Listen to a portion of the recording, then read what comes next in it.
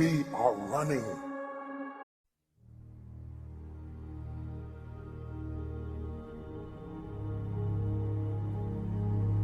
You cannot win the war against the world if you can't win the war against your own mind. Self-discipline is the center of all material success. 99% of people are not willing to do what it takes to make their dreams come true.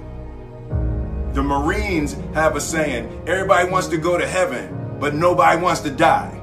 And that's just real. At the center of bringing any dream into fruition is self-discipline. Something as simple as food and eating is not about your body as much as it is about your mind. It's getting command of your mind to be able to choose actions that are in your own best interest. A lot of people are just trying to change. A lot of times, like I just did a podcast on habits, right? How to be able to adopt new habits and also delete and get rid of, break bad habits, right?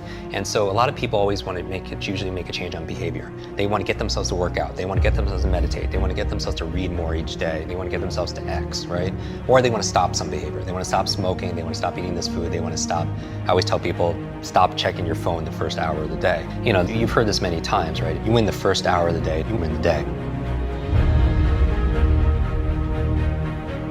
Every day, we are choosing shit that's not in our own best interest, right? So if the world is attacking you and the world wants to fight you and the world's trying to hold you down, so you're gonna kick yourself in the balls? So you're gonna stop yourself from getting what you dream. When I want to transform or transcend or make a real positive change, I'm looking at all the other areas of ourself. So I'm looking at, for example, our environment. Are people setting up their environment to win? So change doesn't just happen at this level of behavior, but what you have to change the environment. So for example, if you want to stop eating a certain food, it helps to be able to have not have that food in your home, right? So you change the environment. In life, we must all suffer one of two pains: the pain of discipline or the pain of regret. I'm asking you, choose wisely. So whatever it is that you're trying to achieve in life, the critical component is getting things done, and getting things done in a systematic way. Building the character that's associated with getting things done in a systematic way requires that you become disciplined. And if we live a lazy, undisciplined life, and we just give in to our feelings, and we act on these emotional impulses, we're going to make very poor choices that we regret later on. We would be much better off to just discipline ourselves right now, so that later on, we don't have to carry that heavy load of regret. I think a lot of people suffer from decision-making fatigue, right? And this is very strong research saying that you can only make a certain amount of good decisions a day.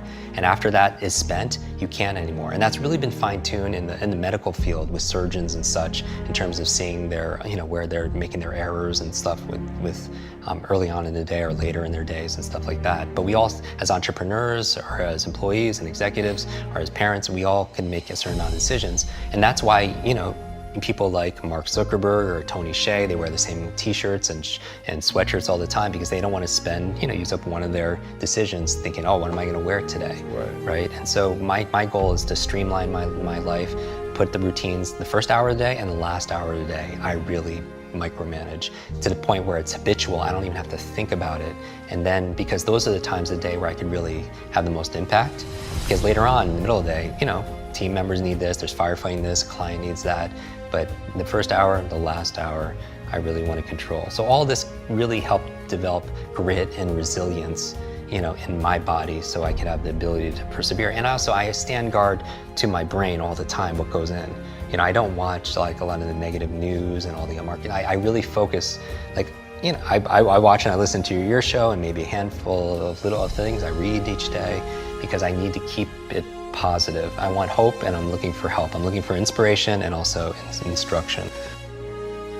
Self-discipline is the definition of self-love. When you say that you love yourself, that means that you have behavior towards yourself that is love. Like you say to yourself, hey man, look, I know you want to eat that pizza and it'll be really good, you know, but I can't let you eat that, man, because if you eat that pizza, you're going to feel like shit. You know, and I love you too much to let you eat that. And I think the word discipline has kind of gotten a bad name. We think about it in terms of punishment. I'm not talking about discipline in that way. I'm talking about discipline in the sense that you forego immediate pleasure for the exchange of long-term self-respect. Self-love is when you say to yourself, man, look, I know you and that girl got a real connection. I know y'all vibe, but that's your girl's cousin. So I love you too much to let you do that. Self-love is, hey, look, I know you got a test on Monday, you know. I know you really want to go out with your friends. It's Saturday night, you want to go out, but if you fail that test, you're not going to feel good about yourself. You know, I love you too much to let you go out tonight. Self-discipline is self-love. If you want to be happy, you have to love yourself, which means you have to discipline your behavior. The road to sustained happiness is through disciplining your behavior.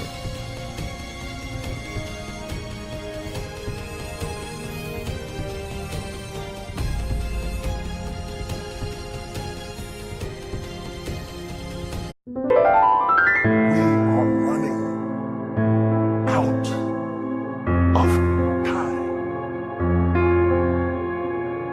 What are you going to do with the time you have left? I say that if you don't reposition yourself, you could miss the best time in your life, in this season of life. Because we have got to change the way we think. We have got to change the way we function. We have got to change the way we deal with issues. And the reason that you have to begin to reposition the way you think and the way you function and the way you feel is that we many times are stuck between the lines of limited thinking and limited people and limited ideas and limited philosophies, and there's something creative down inside of you saying, let there